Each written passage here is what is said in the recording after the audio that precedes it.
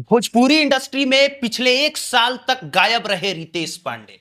इसके बाद अचानक इनका एक गाना आता है। देह में लागत हरदी पियरइला हो, लौकेला ना हमर प्यार अनहरइला हो। और इसी गाने के साथ शानदार वापसी की है रितेश पांडे जी ने। तो सबसे पहले तो ये 1 साल तक गायब कहाँ थे? असल में हमारी एक फिल्म की शूटिंग हो रही थी जिसका नाम था भ्रष्टाचार। तो एक्शन सीन चल रहा था फाइट का, तो उसमें हमें थोड़ा जंप लेके कूदना था। ये चुनार की पहाड़ियों पे हम लोग शूट कर रहे थे। तो मैंने जब जंप लिया तो 2 टेक तो मैंने क्लियर दिया था, तीसरे टेक में वो पैर डिसबैलेंस हुआ और फिर वो लिगामेंट इंजर्ड हो गया, एक नस भी टूट गया। तो कम से कम 4.5 महीना तो हम बेड रेस्ट पे रहे। उसके बाद धीरे धीरे रिकवर करते करते आज आप लोग के सामने हैं। मतलब 1 साल तक इस वजह से, क्योंकि भर्ती थे हॉस्पिटल में और वो उस वाली समस्या से जूझ रहे थे जी। तो मिस किए होंगे भोजपुरी इंडस्ट्री को, अपने काम को।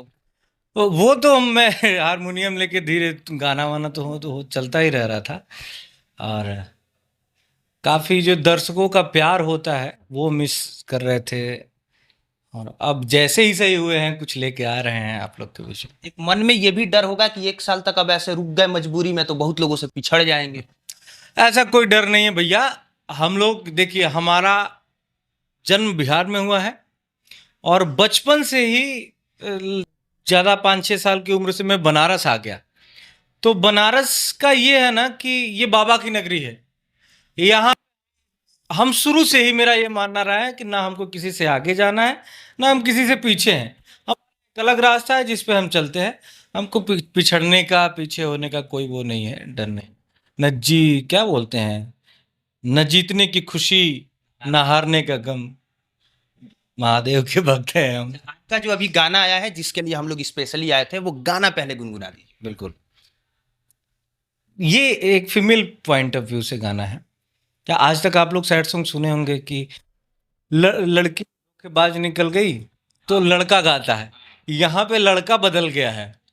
हाँ, दूसरे से भी आ कर लिया है। तो लड़की के पॉइंट ऑफ व्यू से लड़की क्या कह रही है वो गाना। देह में लागते हरदी पियरइला हो, लौके लाना हमर प्यार अनहरइला हो। देह में लागते हरदी पियरइला हो, लौके लाना हमर प्यार अनहरइला हो। हमके अचके अंगूठा देखा गइला, हमके अचके अंगूठा देखा गइला। ससुरा के डबल बेड पा गइला यार मोर, ओढ़निया के माजा भूला गइला। ससुरा के डबल बेड पा गइला यार मोर, ओढ़निया बिछावल भूला गइला। हमको लगा था अश्लील गाना है, ओढ़निया ओढ़निया जैसा नीचे जो वो रील्स बन रहा था ना, तो हमको लगा कि मतलब, लेकिन अभी सुन के लग रहा है कि मतलब आपने क्या गाया है।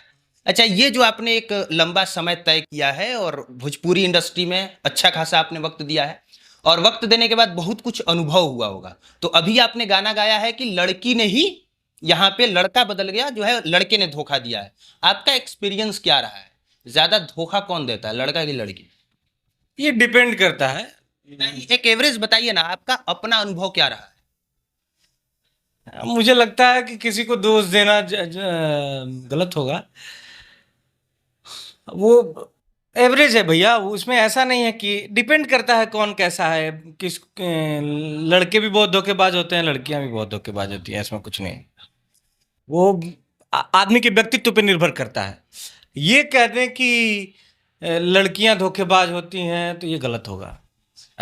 वो बहुत इमोशनल होती हैं। और लड़कियां, जैसे लड़कियां, एक आदमी एक औरत के ही गर्भ से पैदा होता है। तो हमारी माँ भी लड़की है, हमारी बहन भी लड़की है। तो ये किसी औरत जाति को कहना उचित नहीं है। डिपेंड करता है कौन कैसा है। कि मेरा अपना ऐसा अनुभव रहा है कि प्यार मोहब्बत की जर्नी हर किसी ने एक लंबी तय की है, सबको अनुभव बहुत अच्छे से है, पर बोलने से बचता हर कोई है, चाहे वो कोई भी हो। और रितेश पांडे जी भी धीरे से यहाँ पे जो है स्विंग करके निकल गए। नहीं, मेरा ऐसा नहीं है कि मैं स्विंग करके निकल रहा हूं। मेरा ये कहना है कि किसी को जैसे मतलब जैसे भोजपुरी को लोग अश्लील बोलते हैं, मेरा ये कहना होता है कि भोजपुरी बिल्कुल अश्लील नहीं है। कोई एक पर्टिकुलर कंटेंट अश्लील है, भोजपुरी अश्लील नहीं है। जस्ट लाइक जैसे हिंदी में बहुत सारे जैसे बीए पास और भी बहुत सारे ऐसे हेट स्टोरी, हाँ ये सब चीजें आई, तो बॉलीवुड अश्लील नहीं हुआ। वो एक कंटेंट, एक फिल्म, एक गाना अश्लील हुआ। वैसे ही Bhojpuri as same thing Bhojpuri के लिए कोई, हाँ भोजपुरी के लिए भी और इसमें भी, लड़की और लड़का में भी कोई एक लड़का धोखेबाज होगा, कोई एक लड़की धोखेबाज होगी, उसके लिए पूरी लड़की बिरादरी और लड़के बिरादरी को कहना उचित नहीं है। लेकिन ये तो ठीक है, पर आप ये कैसे कह सकते हैं कि भोजपुरी में अश्लीलता पत्रकार ही फैला रहे हैं? मैंने कहा आपने कहा है, दिखाएं। तो आपने कहा कि पत्रकार लोग ही अश्लील कह के भोजपुरी को अश्लील कर दिया है। नहीं, मैंने ये नहीं कहा होगा कि पत्रकार लोग अश्लील करके भोजपुरी को अश्लील कर दिए हैं। मैंने ये कहा था, जहाँ तक मुझे याद है, कि आप लोग बार बार भोजपुरी को अश्लील कह के और लोगों के बीच में बोल रहे हैं कि अब लोगों की मानसिकता ऐसी बनती जा रही है कि भोजपुरी अश्लील है। मैंने अभी जवाब दिया कि भोजपुरी बिल्कुल अश्लील नहीं है। अश्लील एक पर्टिकुलर कंटेंट होता है, उसके लिए पूरी भोजपुरी भाषा को, पूरी भोजपुरी भाषा के एक इंडस्ट्री को, एक उद्योग को आप अश्लील नहीं कर सकते। मेरा कहने का ये मतलब है। लेकिन जो भोजपुरी के सुपरस्टार लोग हैं, सबसे पहले तो ये कि आप सुपरस्टार मानते किसको हैं भोजपुरी में? रितेश पांडे खुद को मानते हैं? नहीं, मैं खुद को नहीं। पवन सिंह को मानते हैं? खेसारी यादव को मानते हैं? किसको मानते हैं?